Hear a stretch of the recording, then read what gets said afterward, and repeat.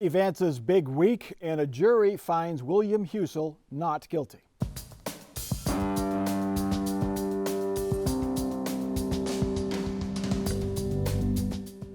Joining us on Columbus on the Record this week, Joe Ingles, State House reporter for Ohio Public Radio, Gene Krebs, former state legislator, and Joseph Mas of the Ohio Hispanic Coalition.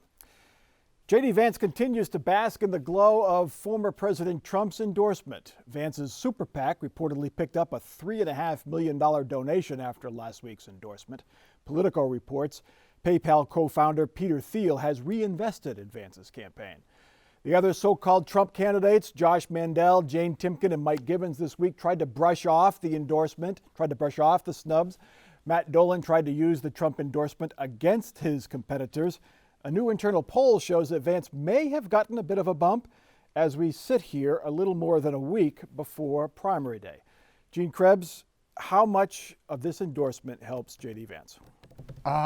Good question. First of all, I want to say I think it's about 2 months too late to have a major impact. I've been saying all along that you have 5 candidates and whoever gets to 21% first wins. I just don't. The only time, this is a horrible statement, and if I have really perfect information, I can make this statement completely. That is, the only time I'm surprised in politics is when somebody does something stupid. And the endorsement of Vance this late in the game was just baffling. And you saw the response from, so many party chairs. You saw the response from so many people in the Tea Party. And I'm going, if you're going to have done this, you had done that months ago, cleared the decks. All you're doing, you're just causing more chaos. It's becoming now, it's always been a circular firing squad. Now people got bigger guns and higher caliber bullets. Joe Ingles, this poll is done by Vance's super PAC, so take it with a hefty grain of salt. This is a PAC that supports him, has him leading with 25%. That's up 7 points from last month, with Mandel at 18, followed by Gibbons at 13, and Timken and Dolan behind them. How much faith do we have in this poll? He's bound to get some kind of bounce. Yeah, he's bound to get some kind of bounce. But as far as having faith in the polls, I don't have faith in any of these polls at this point, and especially the polls that are conducted by candidates themselves or conducted for candidates. I think the biggest thing we're going to see right now, and this is what we're starting to see the Republican Party go into factions, and some of the Tea Party folks who came into the party, the more libertarian folks, they don't like J.D. Vance, and we're starting to see them kind of distance themselves from President Trump and from J.D. Vance and go toward some of the more what they would consider conservative candidates like Josh Mandel or Mike Gibbons. So I think we have a lot to see in this next week, and I don't think anyone has a lock at this point. Joe Mas, what do you think made the difference for Donald Trump? Is it the fact that J.D. Vance is the best known candidate nationally? He's your celebrity of this field? No, not necessarily. And I think that it relates more as to the fact that J.D. Vance had visibility as a consequence of the very good movie that made from his book and the book itself. Don't forget that Trump is a media person. To him, nothing exists until it gets coverage in the media. And we saw that with the endorsement of Dr. Oz for the Pennsylvania Senate race as well. How do other candidates, Gene, overcome this endorsement, especially the ones that they went so hard for Donald Trump? Josh Mandel, Mike Gibbons, Jane Timken. They're still spending their children's inheritance like crazy. Gibbons, Dolan, Timken, they're all still pouring in the money. I think that, in full disclosure, as I said before on the show, I'm a unpaid volunteer in the effort to bring ranked choice voting to Ohio. This race is a classic case of why we need ranked choice voting. Those races are usually much more collegial. You actually discuss policy and not personalities, and I've never heard of ranked choice people getting into near fisticuffs at a debate.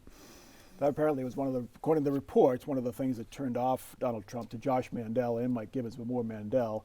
Also, Mandel had lost before in 2012 to Sherrod Brown and dropped out in 2018. Joe Mas, J.D. Vance, should he win the primary, he will have Trump's endorsement in the fall, of course. Is he the most palatable Trump candidate to the establishment Republicans in this state? Only because of what I mentioned just a few seconds ago, because he has made himself known by other things that he has done. His work as an academic and then as an attorney and so on.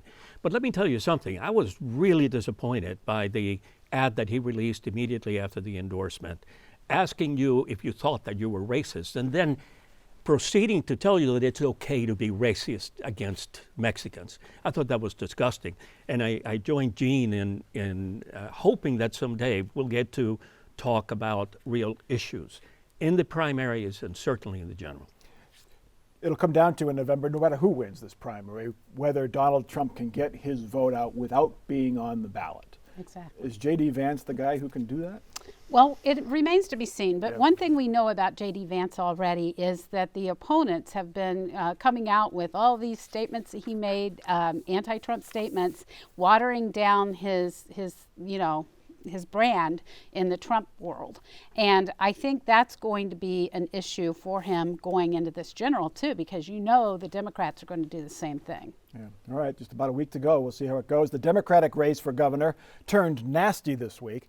Well, that's if you're a gently negative ad and a harshly worded press release is your definition of nasty. But John Cranley and Nan Whaley got a little more aggressive this week as primary day nears. Cranley is stressing while he was mayor of Cincinnati, the city's economy grew, while the economy shrunk in Nan Whaley's Dayton. Whaley took offense for the whole city of Dayton. She says she is the change that Democrats need. They made their final pitches at a Columbus Metropolitan Club debate this week. And the fact is that my city is growing faster than the state of Ohio. And if we're going to fire a Republican in this state, we have to have a candidate whose record is already better to give people hope to make that change and vote Democratic. Now, for the past 3 decades in Ohio, we've had one party in control. And for the past 3 decades, we've also ran a moderate white man for governor of Ohio. We've run someone like John Cranley in 2018, in 2014, and it goes on and on. We have never tried something different as Democrats. We see in other states, when they run women for leadership roles, we do better with women voters.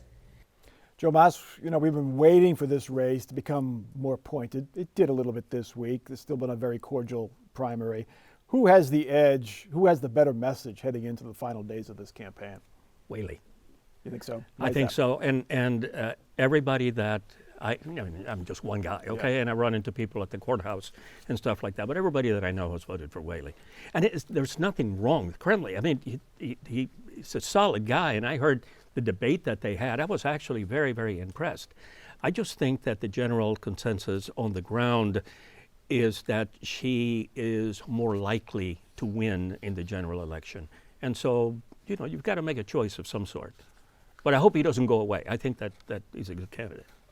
Joe Ingles, Nan Whaley has a bit of a name ID advantage. She has run statewide before. She got a lot of attention after the Dayton mass shooting. She does offer a contrast to Mike DeWine on guns, especially. Right.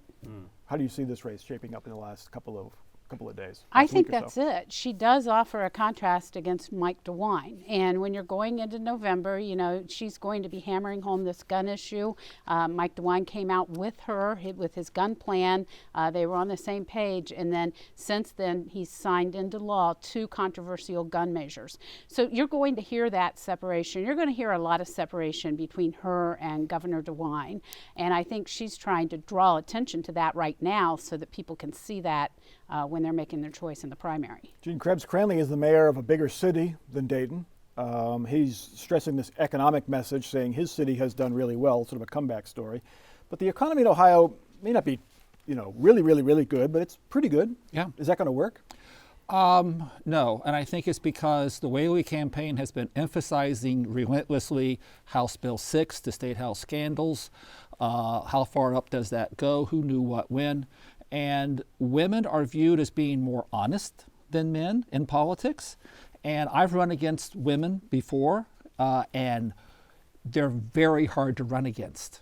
because you, as a man, you just can't say any sort of unkind, untoward thing and not have it immediately blow back on you. You have to be very circumspect in your language. And I'm expecting that, this is why I agree with Joe. I think Nan will be the nominee, and I think there's a definite possibility that Whaley can beat DeWine, and there's some profound reasons for it. Why is that? Is it because the Republican Party is not energized to vote for DeWine? Partly, and also because they're vastly overconfident. Joe Mas, we're hearing more, as Gene mentioned, we're hearing more and more about the HB 6 thing in the Democrats' messaging. Is it too late? Should they have been going that right from the get-go? No, I don't necessarily think so. But again, on the ground, I'm not hearing anything like that. But it's just a typical timing thing, where we are on the calendar, on the whole. Sherrod picture. Brown endorsed Nan Whaley. Joe, that definitely helps her. That definitely helps her because Sherrod Brown is still pretty popular with Ohioans, and he won his last election by a large margin. So that definitely is in her corner, and it helps her with fundraising. But I would just say, people go, oh my God, you shouldn't say that DeWine's in trouble. I go, I correctly forecast that Cupp was going to lose to O'Neill due to overconfidence. What was that, 12 years ago now?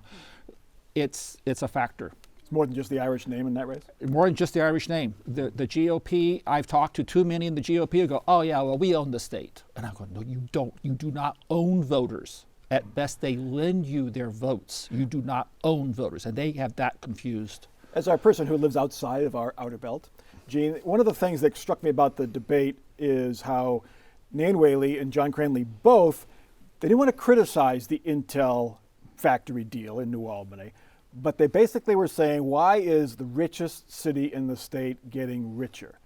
Does that work for them as a way to blunt the economic achievement DeWine got from that announcement? About a third of the population out in the hinterlands. If you understand economic development and you understand that, you go, yeah, this is a win for Ohio. If you have a child who lives, or sister or brother who lives in Columbus, you go, thumbs up. Otherwise, it is, oh, why did they get, they're already rich. Why did they get more rich? Why couldn't part of that come out to here? And I heard that from Cleveland. I've been hearing that in glaciated Ohio, and I'm hearing even part of that out in Appalachia, Ohio. And I'm going, whoa, the PR on this was botched. Joe Mas, these two Southwest Ohio mayors, their constituents aren't in Columbus, but do they risk turning off Columbus voters by sort of, dissing us? Yeah, no, I don't think so. I think that Columbus voters are pretty solidly Democrat. I don't think that's a risk there. All right. Our next topic, a federal court will not get involved in the state's redistricting drama, at least not for now. A 3-judge panel says it will not intervene in the fight over the Ohio state legislative maps. It gave the Redistricting Commission and the Ohio Supreme Court until the end of May to find a solution. But by May 28th, if there is no solution, the court indicated it would impose map number 3, which was ruled unconstitutional last month. The court has since ruled, the Ohio Supreme Court has since ruled a 4th map unconstitutional. Joe Ingles, explain this to me. The federal court says we're not going to get involved unless you don't do anything, then we're going to give the Redistricting Commission what they wanted a month ago. Right. How is that not being involved? Well, the Supreme Court has given the commission until May 6th to come up with a new map, right? And they should be working to do that. That's what the court asked them to do, and that is also the reason that the federal court is holding off until May 28th. So the thing is that the federal court has also said, hey, if you don't do that, though, we're going to go ahead and adopt the map you really want anyway. So it's kind of both ways. It's an odd thing, but the Republicans who are sitting on that redistricting commission, they could, if they wanted to, just go with the show a little bit, come out with the same map they always wanted, which is the 3rd map, and then, let it go. Gene, why would they put out a new, drastically different, more competitive map when the court says we're going to go with this one? It's over. I mean, basically, look at map number 3, and everybody just go ahead. And if you've not decided how you're going to vote or who you're going to vote for, and not sure who your district is, that's going to be your district, because the Republicans have no incentive and it's just going to be map number 3. I think what this will lead to is in 2023 and 2024, you're going to see a effort to go ahead and now do something more like what Michigan or Colorado has. But I will tell you flat out, when this 6 years ago, when this amendment was proposed, a lot of us old hands were looking at it and going, this ain't going to work. But we could be wrong, but we'll let it see. And we were right, unfortunately. It ain't working. So Joe, you're the attorney here. How do you read this? Well, I read it that they showed their hand as to what they were going to do. I think this is a victory for those Republicans that would like to see their own map and the gerrymandering to continue. I agree with Gene 100%, and I agree with respect to the Colorado/Michigan option, and that we'll probably see that happen as well. This is probably the worst outcome. I'm not talking about the federal court. I'm talking about in putting the commission together and the outcome from the commission. Is there any chance that this federal court, they indicated they would accept the third map, but there's no guarantee that's how they're going to rule. Is there any chance that they might say, okay, hold on, we got more time, keep going? I don't see that, but there is something here. The Ohio Supreme Court has already threatened to hold the members of the commission in contempt of court over the previous maps. And so if the Republicans on the commission say, hey, we're not doing anything, we're just going to go ahead and let our map be out there and that's it, they run the risk of having the Ohio Supreme Court come back and say, you're in contempt of court because you're not even trying to make that May 6th deadline for us. So, I think that's the thing that you got to look at now and see what kind of effort goes into this in the next week or so. Do you see that happening? It's not that. I don't think that it's going to happen. It probably should. I think the Supreme Court should do something. But when we're talking about the sanctions, I mean, they're probably going to be monetary sanctions. I just don't see this making any difference. Bottom line is, Gene, if they do take map number 3, it's only a 4-year map. So we're back here 2.5, 3 years from now doing the same thing.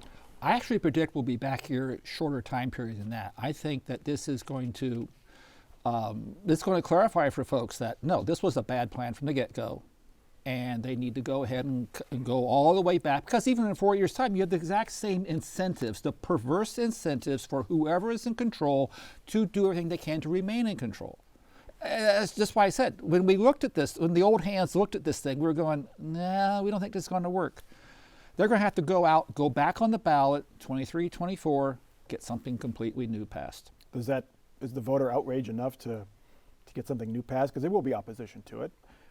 Sitting Congress people, sitting state reps and state senators don't want to see too much change. I think that if there is leadership that would do that, like it was in the crafting of the constitutional amendment, which was a compromise, by the way, anyway. But nevertheless, then yes. Joe? I think people still have a hard time understanding the redistricting issue in general. They may have heard about the maps, but they don't really understand it. And when you don't really, it's the same thing you get with House Bill 6. If you don't really understand an issue, you're led by those 30-second ads that are on TV, and those are going to be, whoever has the most money. So there you go. We're now looking at August 2nd, I think, for the primary. Gene, you've run for office before. What is this doing to the state rep and state senate campaigns? It has sucked all the oxygen out of the rooms in the State House in the Rife Tower. Nobody can talk about anything else. Have you seen the map? Do you know what's going to happen? What will my district look like? What will your district look like? Nobody has a clue, and it's just paralyzed all work on everything else. Democrats, Joe, they should just focus, put the map aside and just focus on running good campaigns, if not this cycle, the next cycle? Well, basically, yes. I think you just have to be as good a candidate as you can. Be done with it. Our final topic, perhaps the biggest story of the week, did not involve politics, at least not directly. A Franklin County jury acquitted former Mount Carmel doctor William Husel on all counts that he killed 14 patients with high doses of painkillers. The verdicts end a 3-year saga which began with Husel charged with 25 murders. A new prosecutor took over and dropped 11 cases. Prosecutors argued Husel's drug orders far exceeded normal amounts and hastened the deaths of his patients. Husel argued he was trying to ease his patients' pain and pointed out the lack of clear guidance on prescribing opioids in the final stages of life. This verdict speaks to not only William, but all of those doctors and nurses out there who are attempting their best to give comfort care in a very difficult situation, and they don't need to be looking over their shoulders wondering if they're ever going to get charged with a crime. Prosecutor Gary Tyack said he respects the jury's decision that it found reasonable doubt. Joe Mas, this to me was always a gray area. And when there's gray, there's reasonable doubt. And when there's reasonable doubt, there's an acquittal. And you said in 5 seconds what I heard from about half a dozen attorneys that I interviewed today. And interestingly enough, about 3 of them were prosecutors or former prosecutors, 3 defense attorneys. They all had the same exact opinion. They said, number 1, they were surprised at the outcome. But number 2, they felt that the outcome was the right one. And before we all start commenting on this, let me suggest that the problem here, the problem for the prosecution, is that they had to prove that he acted with purpose. This wasn't a negligence case. This isn't a civil case. And just because terrible things happen and people lost their families, it doesn't necessarily mean that you are entitled to the harshest treatment by the system. And sometimes the system just doesn't have an answer for you. Should this have even been tried in the criminal court, Gene, do you think? Probably not. And I go back to, so I remember I mentioned last time I was on the show, in the late 90s is when we first did palliative care, sponsored by E.J. Thomas, a Central Ohio representative. And then they did an update to the bill just 2 or 3 years ago. And when the charges were brought, once again, I kind of was thinking, if the doctor wasn't well trained, they have grounds. But as long as he followed procedures and protocols, this has been very well laid out. The thing that I'm still waiting for in this is that you've not seen a rush of legislation by members of the General Assembly saying, here's my bill to fix this problem, because I don't think there may be a problem. Yeah. I think the doctor followed the law and followed his training, and I don't think there's much more we can do with this. I mean, Joe, every patient's different. You have a patient who's gone through cancer treatments for 10 years is going to be much more tolerant of pain than some previously healthy person who is in a very bad accident. Exactly. So how do you legislate that? How do you regulate that? Well, and that's the problem. You can't really regulate that. I think one of the things about the Husel trial is there were 50 different people who were called to the stand on behalf of the prosecutor. Now, that's going to raise a lot of questions in the mind of the jury, because you're going to have a whole lot of things there to question. And the more questions you raise, I think, that probably leans toward not convicting. The prosecution followed a pattern that is classic. They tried to get as many witnesses as possible. They tried to get as many counts as possible, notwithstanding the dismissal of the 11 charges that you referred to, which I think they had to do anyway. So usually what that ends up with is a jury that is sick and tired of listening to the facts and considering the law, and they want to go home, and they'll find the individual guilty of 1 or 2 or something as a means to get out of there. And this is one of the rare cases where that didn't happen. That's the reason that all of the attorneys agreed that they thought it wasn't going to have this outcome, but they were not surprised that it was. Yeah, not guilty. It's an interesting case, and it just shows you the vagaries of medical care. And he still faces civil trials, and we'll see where those go. In June, right. Yeah. All right, it's time now for our final off-the-record parting shots. Joe Mas, you're up first. My favorite representative, Bill Seitz. He wrote an op-ed in the Columbus Dispatch this week saying that the 4 justices that opposed the Republicans' redistricting plan should be benched. That's not funny. The elimination of the 3rd branch of government would lead us to tyranny. Okay. Gene Krebs. On a humorous note, a couple of weeks ago, Miami University hosted the Gene Krebs Memorial Fencing Tournament. And I was talking to one of my former fencers who's a world-ranked fencer, and we're talking about how so often a experienced, well-ranked fencer could be taken out by a novice who doesn't know for sure what they're doing. And I got to tell you, it goes back to what I said. I'm seeing the same thing unfold here in Ohio. The Republicans are too overconfident, and they need to buckle down, but they're not. And I think right now, Whaley and Ryan are going to win. Joe. I just have an observation. I'm going to be out tomorrow covering the Trump rally in Delaware, and I'll tell you, I'm going to be looking and talking to people to see, especially among Republicans, just where they stand on Trump and where they stand on J.D. Vance and all the rest of it. Yeah, see if there's a disconnect. Yeah. Well, as you noticed, we are not on Zoom this week. Well, Zoom kept us safe, and it also many times tried our patience. My thanks to our panelists, who over the past 2 years also served as camera people and audio engineers, to our crew here at WOSU, who overcame every single technical hurdle the multiple remote broadcasts threw at them, and most importantly, thanks to you, our viewers, for patiently sticking with us. That is Columbus on the Record for this week. Please check us out online. We're on Facebook. We're also at our website, wosu.org/COTR, where you can watch each episode on demand on your schedule. For our crew and for our panel, I'm Mike Thompson. Have a good week.